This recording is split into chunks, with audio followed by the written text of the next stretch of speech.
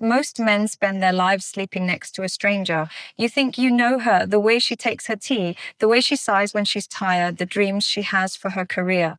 But there is a second woman living inside her, a woman who only emerges in the dark, in the spaces between thoughts, in the fantasy she is far too terrified to ever put into words. We live in a world that sanitizes female desire. We tell women to be good, to be composed, and to be modest. But good is the enemy of passion. It doesn't make the blood rush or the breath catch in the throat. Deep down in the core of her being, she is starving for a type of intimacy that society has told her is wrong.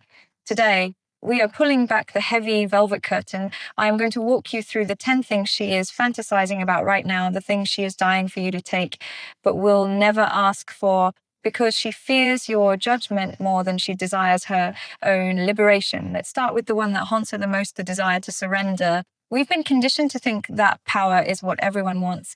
But for a woman who carries the world on her shoulders all day, the CEO, the mother, the problem solver, power is an exhausting weight. In the bedroom, she doesn't want to lead, she wants to be led. This is the psychological root of BDSM. It isn't about the props or the costumes, it's about the relief of the mental load.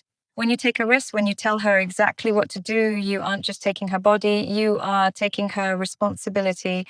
You are giving her the gift of no more decisions. Nearly half of the women you know have fantasized about being restrained. Why? Because when she is tired, she is finally free. Free from the need to be charged, but she hides this. She's afraid you'll think she's weak or that you'll lose respect for her. She needs you to create a container of safety first, a space where her submission isn't a lack of power, but the ultimate expression of trust.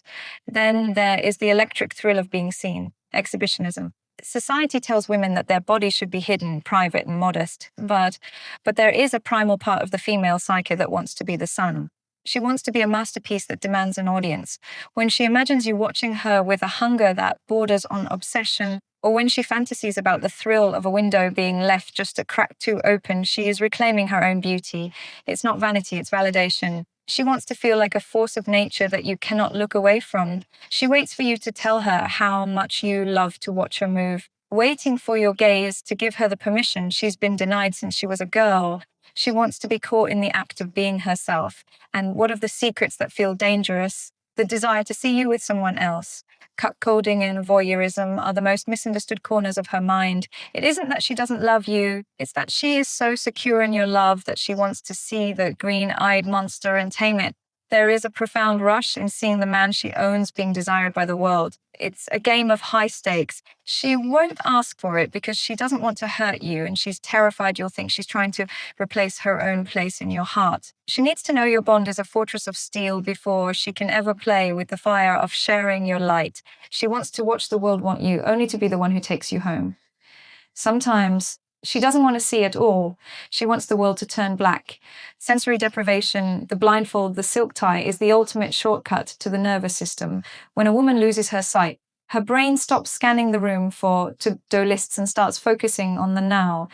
The smell of your skin becomes a roar. The weight of your breath on her neck becomes an electric shock. She wants to be trapped in the feeling of you. She wants the delicious agony of not knowing where your next touch will land. It is a level of vulnerability that most men never dare to explore. To be blind in your arms is her way of saying, I trust you to be my entire world. And then there is the play, the wet and messy side of desire. We call it splashing. We spend our lives being told to be clean, poised, and organized. But there is something incredibly liberating about the chaos of oils, chocolate, or water. It's a regression to a primal, tactile state of existence. It's the death of the proper woman and the birth of the sensory creature.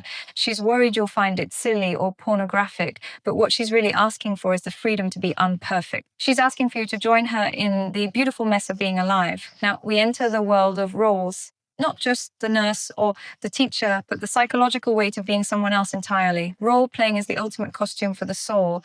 If she acts like a stranger, she can say the things the wife or the girlfriend is too shy to speak. It's a portal to her deepest truths.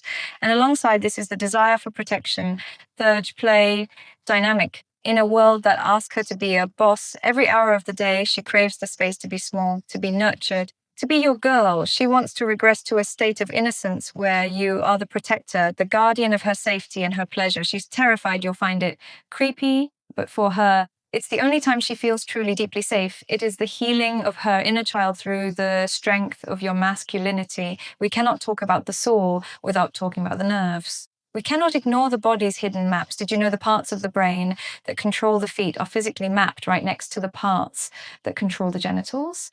This isn't just a kink, it's a neurological bridge. Many women carry a hidden desire for foot play, for a worship of the parts of her that carry her through the world. It is a direct line to her arousal that most men step right over. It is an act of service that says, I am willing to go the very edges of you. She hides this because she's afraid of being odd, but she is secretly waiting for the man who isn't afraid to start at the ground and work his way up. And for some, the arousal requires a sharp, sudden contrast, impact play, a light spanking, a firm grip, the sudden sting of a palm. This is one of the most guarded secrets in the feminine psyche. It's not about pain in the way we think of it. It's about presence. We live in a world of digital noise and mental fog. A light sting brings her spirit crashing back into her body. It forces her to be here. It clears the static. It releases a cocktail of endorphins and adrenaline that turns the subsequent touch into pure liquid heat. She's afraid you'll judge her for wanting the sting, so she settles for a polite, vanilla intimacy while her soul is screaming for the fire. She needs to know you have the strength to be the storm, so she can be the lightning. But the deeper we go into these shadows, the more we realize that she isn't just looking for physical sensation, she is looking for an escape from her own identity. This is why the sexual shadow is so powerful. Every woman has a part of her that wants to be taken, not against her will, but by a will that is stronger than her own inhibitions. She wants to be consumed. She doesn't just want to be found attractive. She wants to feel that her essence is so potent, so intoxicating that you are struggling to keep your own composure. She wants to see your hands shake just a little. She wants to hear your voice crack with a hunger that you can't quite hide. She wants the fantasy of your desire being an irresistible force.